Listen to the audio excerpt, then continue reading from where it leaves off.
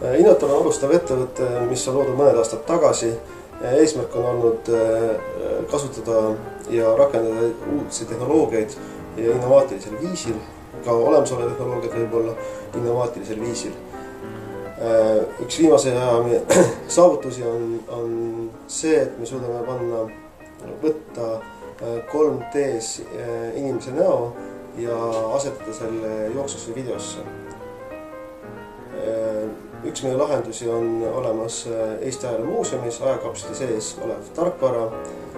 Lisaks oleme teinud ka nüüd tänaseks päevaks uuema, modernsema lahenduse, kus siis on võimalik juba veebikaameraga võtta inimese näost 3D kujutis ja see paigaldada video sisse. Ja kus me näeme reaalseid kasutajaid on see, et on reklaamitööstus, on meelelahutustööstus ja mingil määral ka arvutimängude tööstus.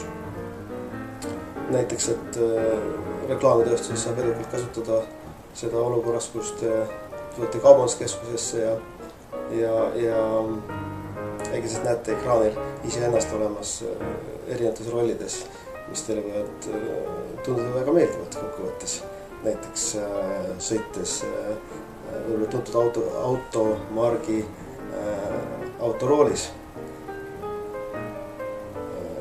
Arvutimängutööstuses on kõige lihtsamaid näiteid oleks see, et mängides arvutimängu soovitade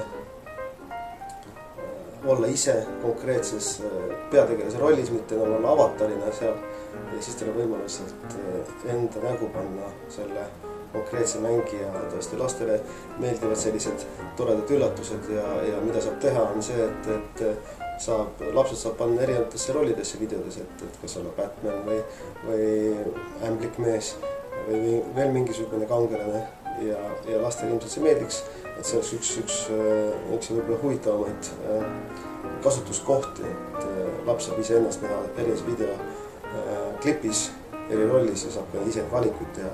See on juba rakendustarkvara küsimus, et mis täpselt seal toimub selles konkreetses situatsioonis. Aga mõte on see, et ikkagi pakkuda niisugust toredat meelelahutust lisaks reklaamile.